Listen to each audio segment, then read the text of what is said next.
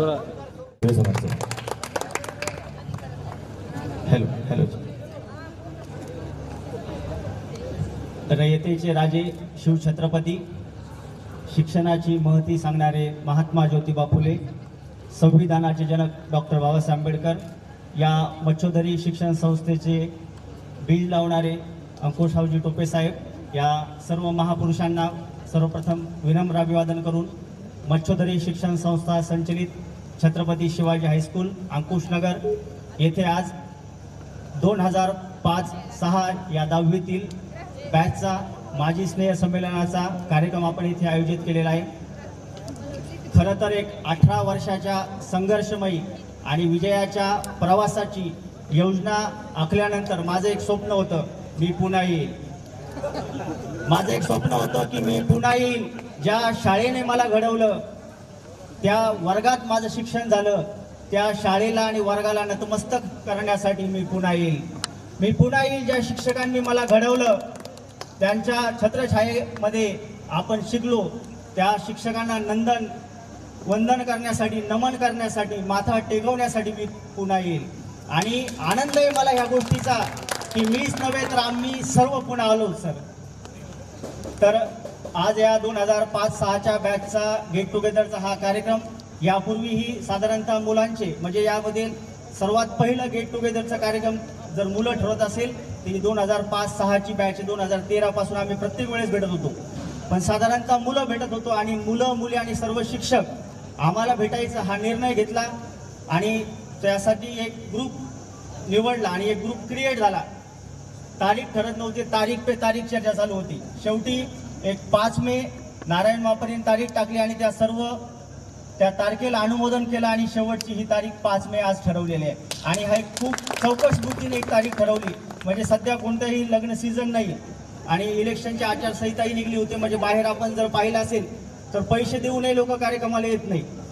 हे आपले स्वतःच्या पैशाने आलेले, हे फक्त शाळेप्रतीचं प्रेम या माध्यमातून आलेलं आहे.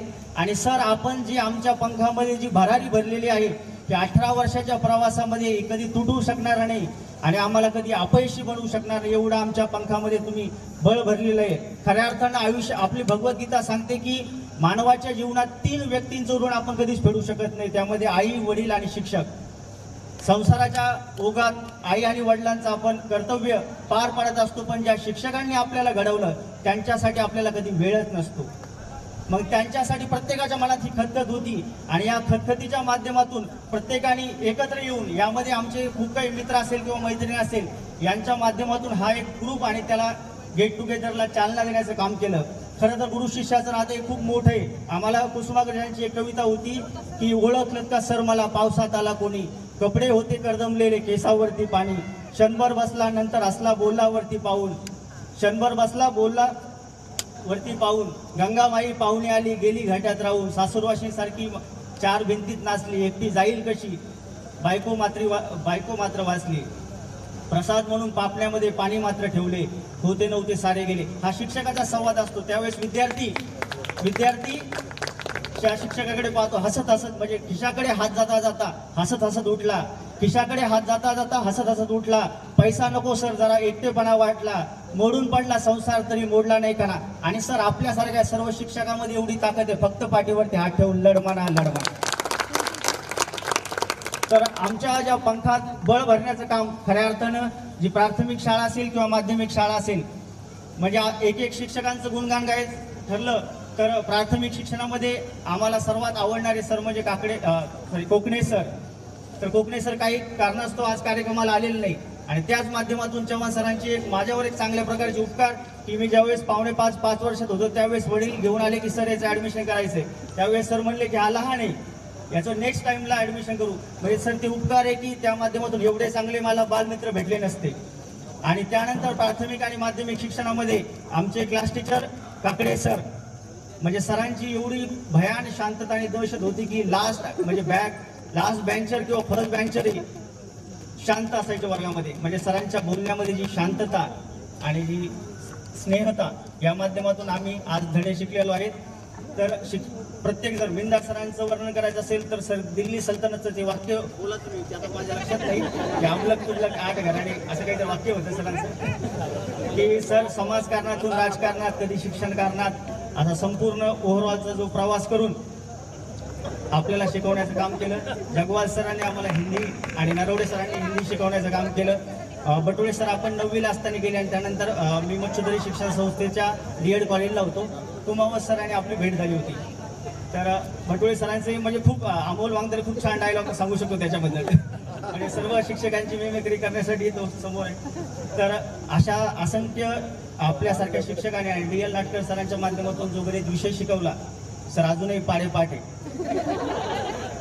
आणि आपल्या शाळेचे मुख्याध्यापक श्री डावकर सर यांनी जो आपल्याला स्टँडिंग लाईन, स्लिपिंग लाईन, जो स्ट्रोक शिकवला सर, तोच मी माझ्या मुलाला शिकवला. आणि 3ऱ्या वयात एक चांगली हँडरायटिंग कशी काढू शकते हे उपकार आपले सर या शाळेने आम्हाला खूप दिलंय. मग शाळेप्रती आमचं काही जर प्रत्यार्थ होतं की आम्हाला शाळेत भेट द्यायची आहे. आजही आम्ही जुन्या शाळेत गेलो, त्या जुन्या शाळेत वातावरणात आणि त्या खोलीमध्ये आजही आमच्या पाऊल खुणा निश्चित पडलेल्या आहे. आणि त्याच निश्चित पडलेल्या पाऊल खुणा कुठेतरी उजाळा द्यावं प्रत्येकाच्या मनामध्ये होते की शिक्षकांच्या प्रती आपलं जे उदारवादी जी भूमिका आहे ती मांडावी. आणि जाता जाता आप्पा ठाकूर यांच्या 4 ओळी उसण्या घेऊन सांगतो की आयुष्याशी अजून माझा करार बाकी आहे, आयुष्याशी अजून माझा करार बाकी आहे, मावळताना लखलखण्याचा विचार बाकी आहे. आयुष्याची सकाळ माझ्या खरेच सुंदर गेली, आयुष्याची सकाळ माझ्या खरेच सुंदर गेली, संध्येची मज फिकीर नाही, दुपार बाकी आहे, आयुष्याशी अजून माझा करार बाकी आहे. आधाराने कसे बसे मग जगावयाचे नाही, आधाराने कसे बसे मग जगावयाचे नाही, जगण्यासाठी मनात चिकार ऊर्जा बाकी आहे, आयुष्याशी अजून माझा करार बाकी आहे. धन्यवाद. सन्माननीय परमेश्वर कुरे यांच्यासाठी जरा जोरदार टाळ्या होत होते.